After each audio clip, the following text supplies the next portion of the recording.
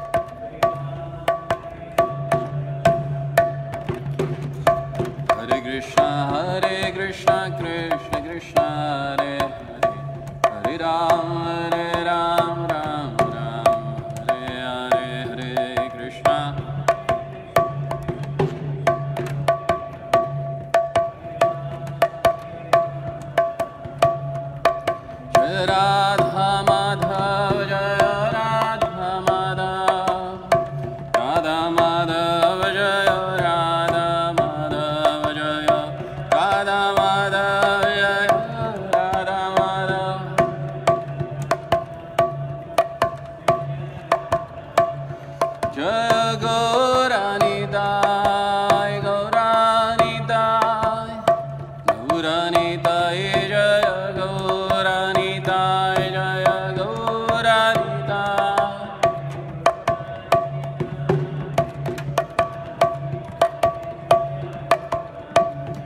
Jaya Jaya Prabhupada, Prabhupada, Prabhupada, Jaya Jaya Prabhupada, Jaya Jaya.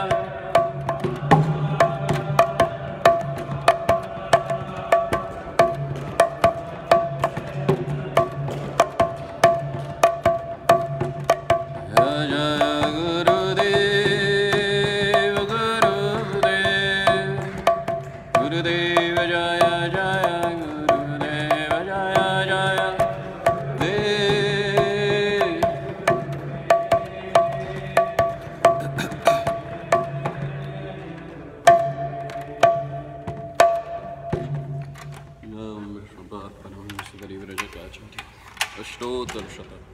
His loving divine grace of Charanarvinda Bhakti Vedanta Swami Srila Prabhupada ki jai.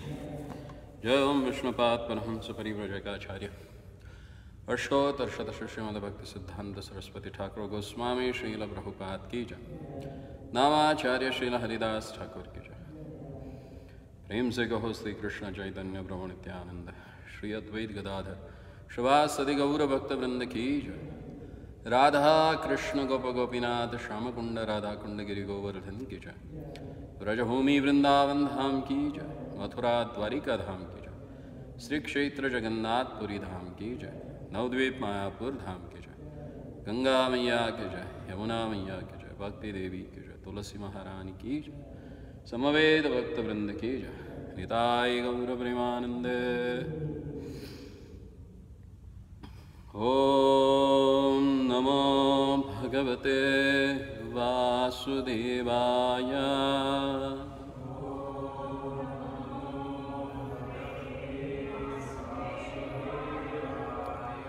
Om Namo Bhagavate Vasudevaya.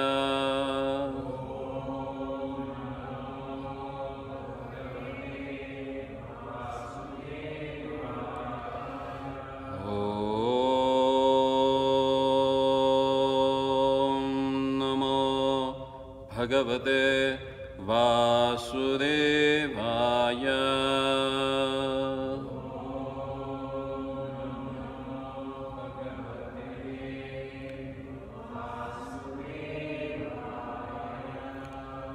Narayanam namaskrityam naram chaiva narottamam devim saraswatim vyasam tato jayamudiraye.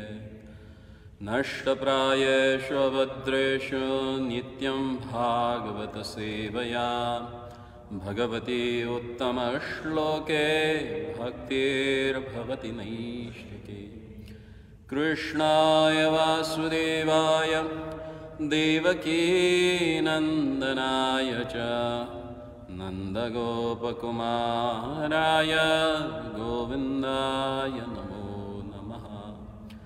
Namo Nalinanitraya Venuvadya Vinodine Radhadhara Sudhapana Shaline Vanamaline Mahabhavasvarupastvam Krishna Priya Variyase Prema Bhakti Prade Devi Shri Radhika Tvam Namostute.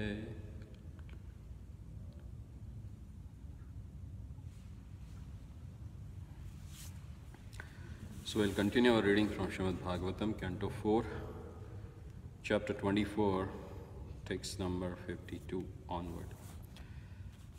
Chapter is entitled as Chanting the Song Sung by Lord Shiva.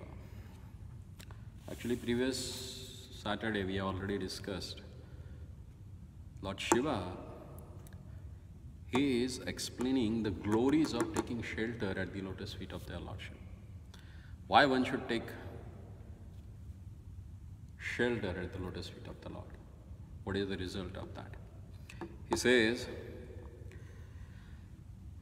Pada sharat padma palasharochisha nakhat yutirno antara agham vidhunvata pradarshvayasyev mashastatadbhasam padam guror marga gurustamo ajusham. My dear Lord, your two lotus feet are so beautiful that they appear like two blossoming petals of the lotus flower, which grows during the autumn season. Indeed, the nails of your lotus feet emanate such a great effulgence that they immediately dissipate all the darkness in the heart of a conditioned soul.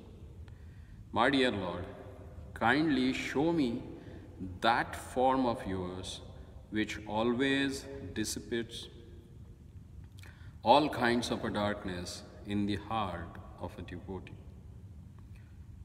My dear Lord, you are the supreme spiritual master of everyone. Therefore, all conditioned souls covered with the darkness of ignorance can be enlightened by you as the spiritual master.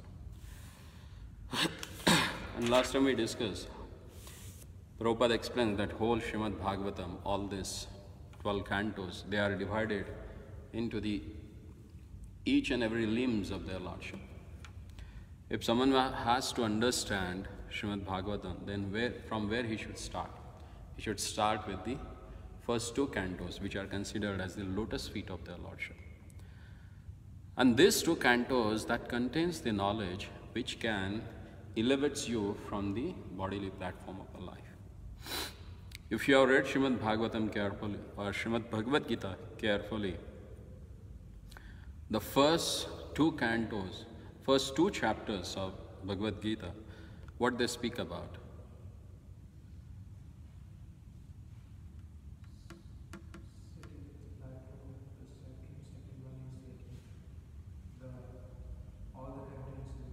So what was that platform that Lord created for Arjuna? What he showed? Basically, when Arjuna is raised the 5 questions that Krishna speaks, these are all not relevant. And what it shows Arjuna's consciousness, what kind of a consciousness that he was bearing that time. He was not ready to fight initially. Yes, but what's the reason? Because he was thinking that he has to fight with his own relatives and family members, and he was not willing to do that action, take that action.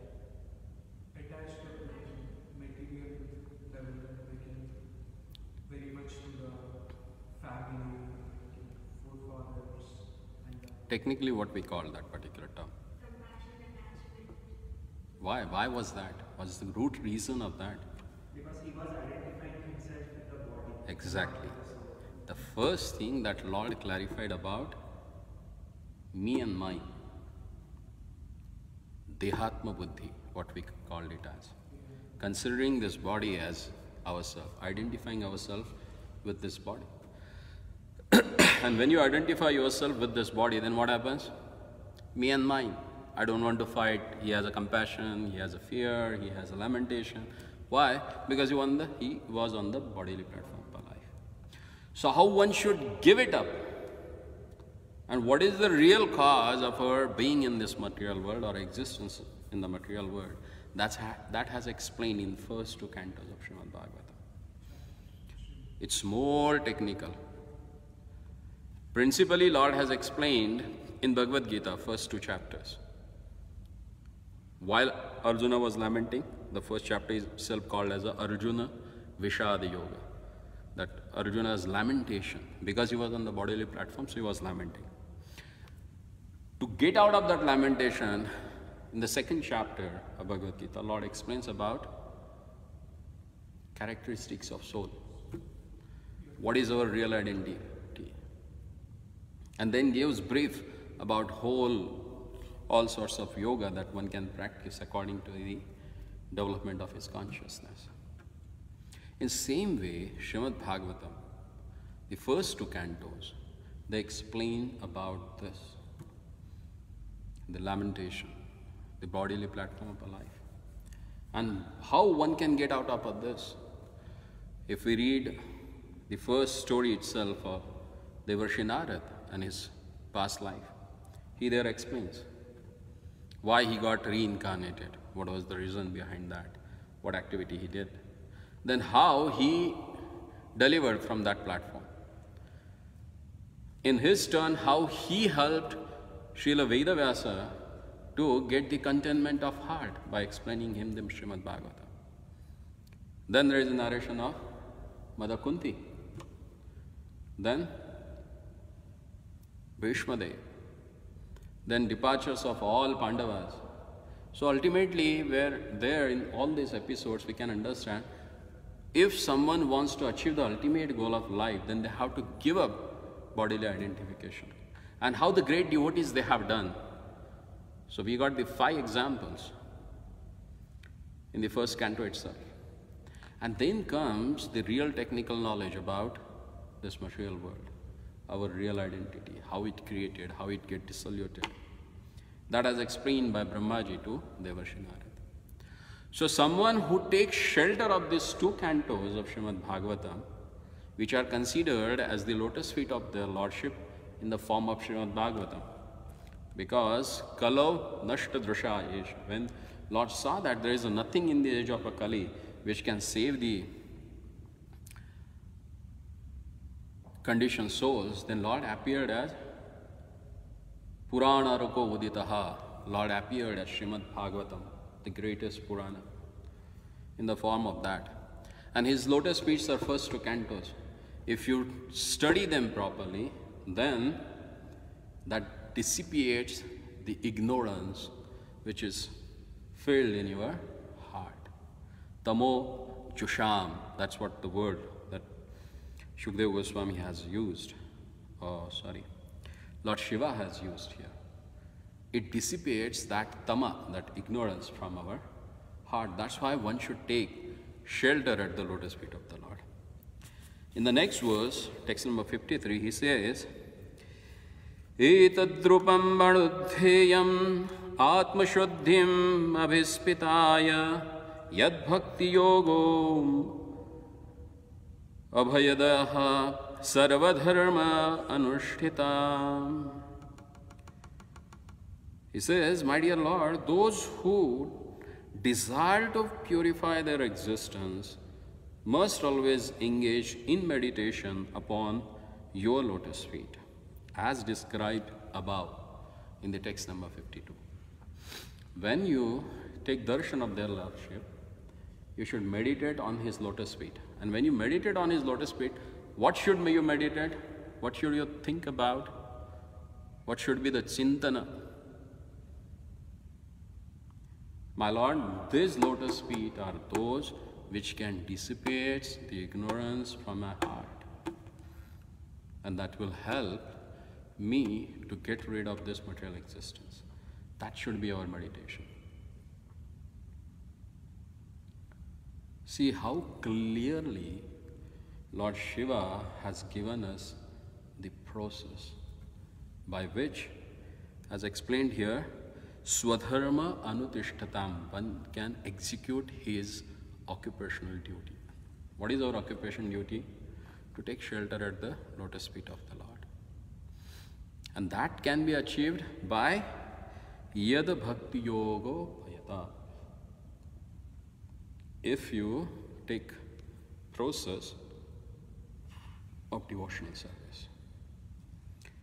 Because of this, actually, Mayavadis, they don't touch Srimad Bhagavatam. Or they don't have authority to speak on Srimad Bhagavatam. Because they consider Lord as impersonal. If Lord does not have a form, then how you will meditate on his lotus feet? Can you? No. So they don't have any authority to speak on Srimad Bhagavatam. And if they have a faith that Lord is person, then they are not impersonalists. Then they will lose their impersonalist identity. And the only one way which can really very soon or very fast, rapidly, can take us out of this material existence, that is Bhakti Yoga. That's why Lord Shiva is considered as one of the Mahajanas. Because dharmasya tattvam nihita guaya mahajano yena gata sapantaha. To understand what dharma is, very difficult. Why? Because Shrutir vibhinna smritir vibhinna nasa varashir yasya matam na bhinnam. Shrutis says different, Smriti says different. There are great rishis, they have their own path which they have given to practice spirituality. So, if you really want to understand dharma, then follow the path of Mahajanas. And who are these Mahajanas? Mahat Janas, the great personalities. And they are enlisted in Srimad Bhagavatam 6th canto by one of the Bhagavat only, that is Yamaraj. Swayambhu Narado Shambhu Rakapalo Manoho Balir Vayasako Vayasaki Vayam Prahlado Januko Bhishmo Balir Vayasaki. These are 12 Mahajanas, and if you follow the path that they have followed in their life, you will understand the real process through which you can anushkhitam, execute your dharma. That's what Lord Shiva here he says. Yad bhakti yoga bhayadha abhayadaha. Bhakti yoga is abhayada. Da means which gives. What? Abhaya. Fearlessness. The real cause of existence in this material world is our bodily platform. Second thing, that fear that we have because we are on the bodily platform. So once if someone executes devotional service in his life, that gives him fearlessness. Yada swadharma anushtitan. So one who wants to execute his own occupational duty or real dharma, then he should take Bhakti Yoga to their Lordship. And then in the next verse, text number 54, he says, Bhavan bhaktimata labhyo durlabhas sarvadehinam swarajyasyapyam vyabhimitam ekantet atmavid gatihe. So here he says that how rare to get a chance to perform this devotional service. Even the great personalities like demigods, he says king of demigod, for him even it is difficult to perform devotional service, to get a chance to perform devotional service. Bhavan bhaktimata labhyo, to get your bhakti, he says durlabha, it's very rare. Sarvadehina, for all living entities, whoever has possessed this material body, all 84 lakh species of life. Swarajyam, Swarajyam means even, here he says Swarajyam means Swargaloka. Even the king of demigods, the king of Swarga, for him it's a very rare to get this opportunity to perform devotional service. Ekante atma vidgatihi.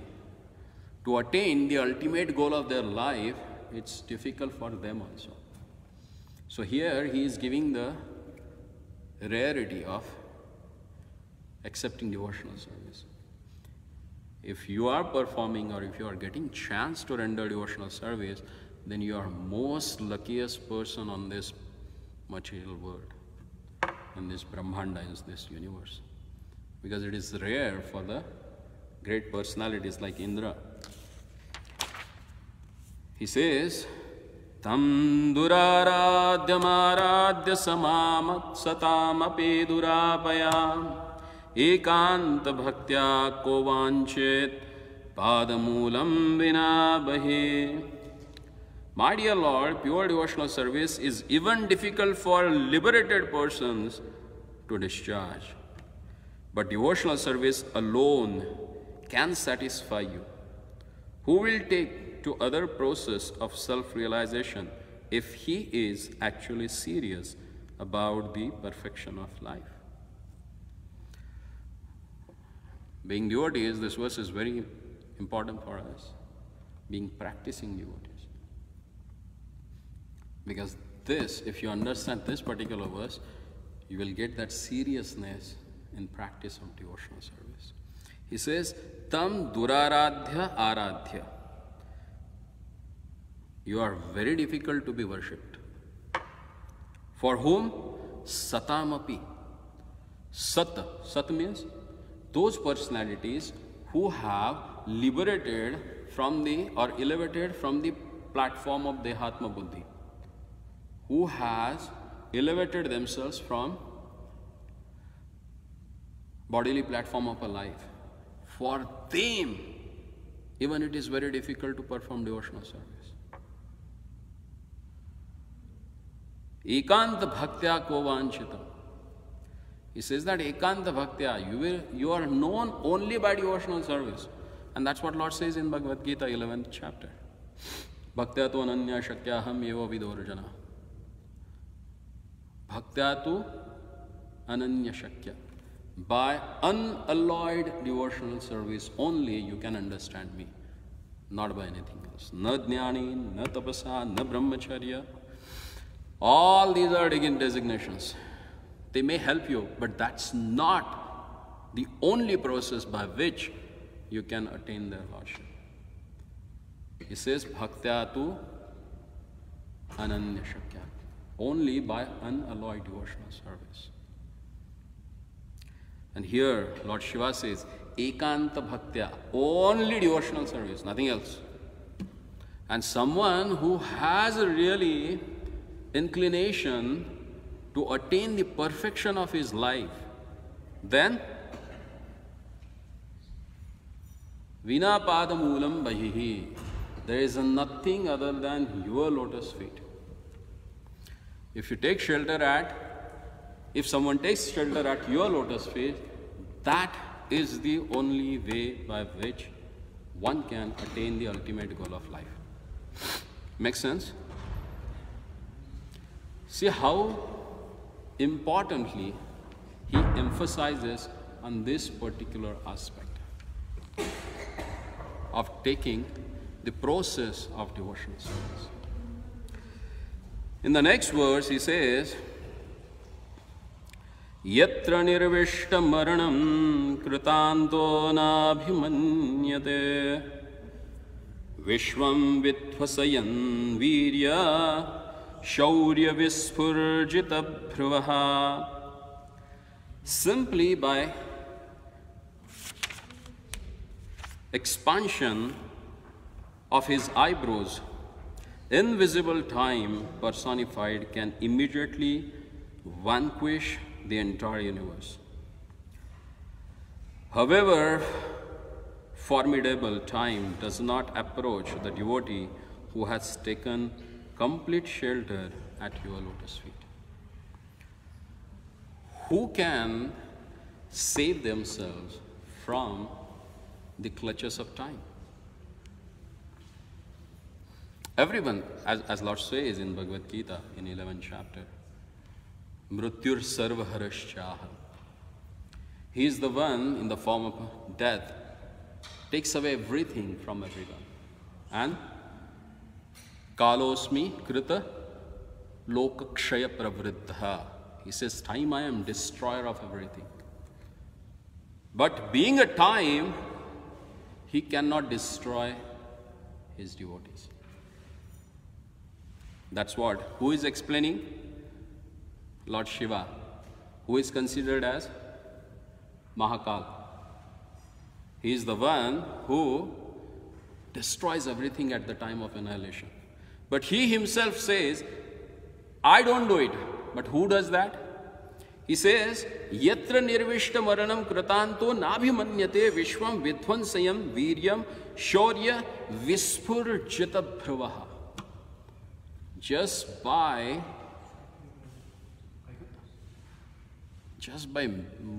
mere movement of his eyebrows or expansion of his eyebrows, the whole universe gets destroyed. Vidvansa vispurjita bhravaha. Everything gets destroyed just by his raised eyebrows, you know.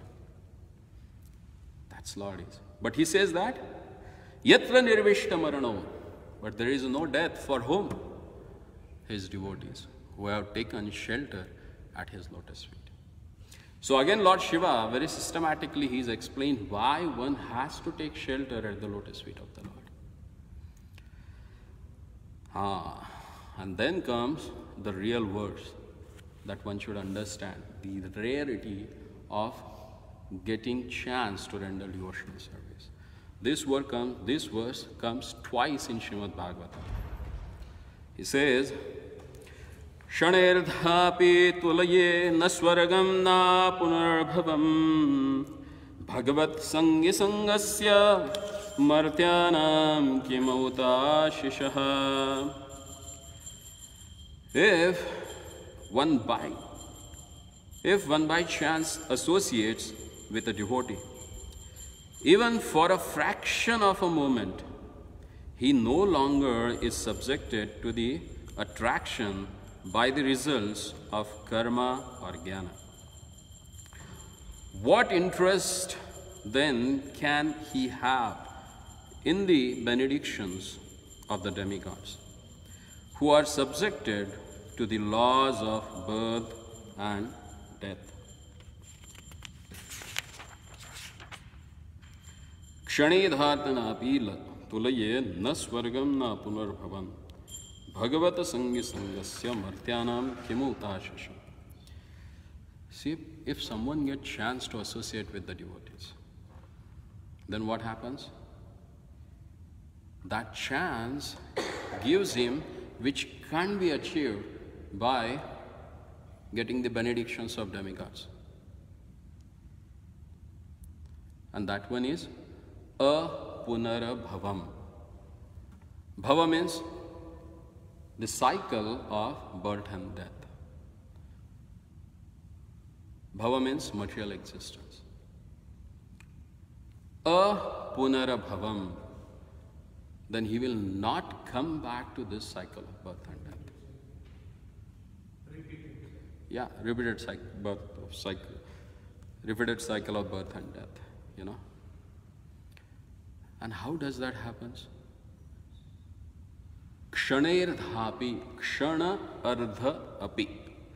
If someone gets a chance to associate a pure devotee for the fraction of moment, that association can help him to attain Vaikuntha. Because Vaikuntha is called as a apunarbhava, because there is no birth again. That's the opportunity if someone associates with the devotees. Then who is devotee? Whatever we have discussed from last 3 verses, what you can say? Who is devotee?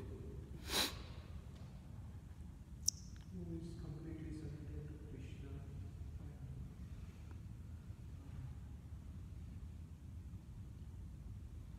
Anyone else? The person who has taken shelter at the lotus feet of the Lord. That's the devotee.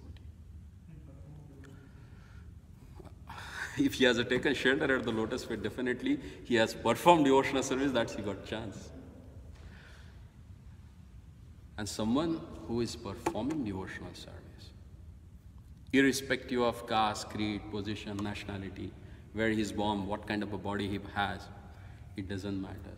What matters is his devotion at the lotus feet of the Lord. And someone gets chance to associate with that person, then he says that it is Bhagavata Sangi Sangasya Martyanam Kim Uta Ashisham. What is the greatest boon than this for the mortals? Mortals means we all here in this material world who are caught in the cycle of birth and death.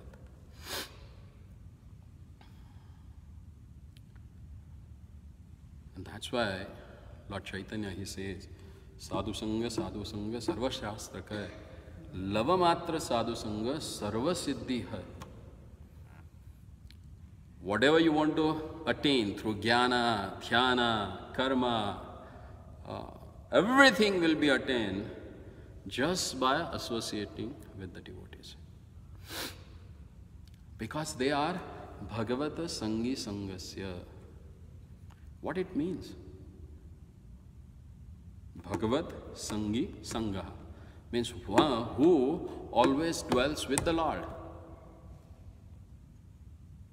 In the first canto, 11th chapter, when Vidurji, he comes to meet Pandavas.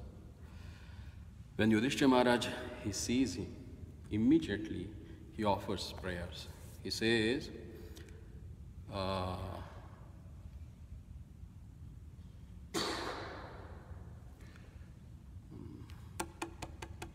what's that verse?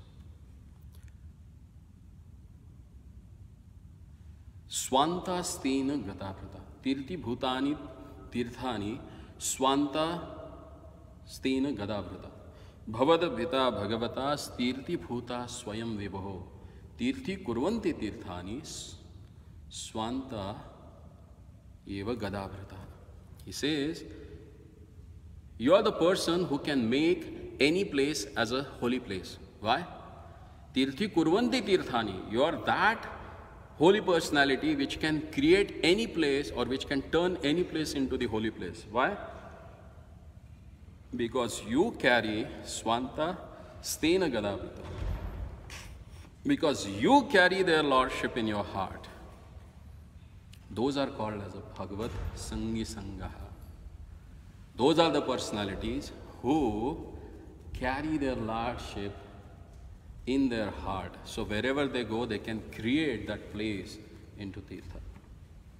And if you get by chance to associate with such a devotee, then he says, Martyanam kimu uta shisham. What a great fortune this mortal has to have association of such a wonderful person. So we'll end here. Not end, we'll stop here. And we'll continue on next Saturday. Oh, not next Saturday, because next Saturday we are not having program. Maybe on the next to next Saturday. Hare Krishna. Shri Shri Radha Govinda Dev Bhagavan Ki Jai. Srila Prabhupada Ki Jai.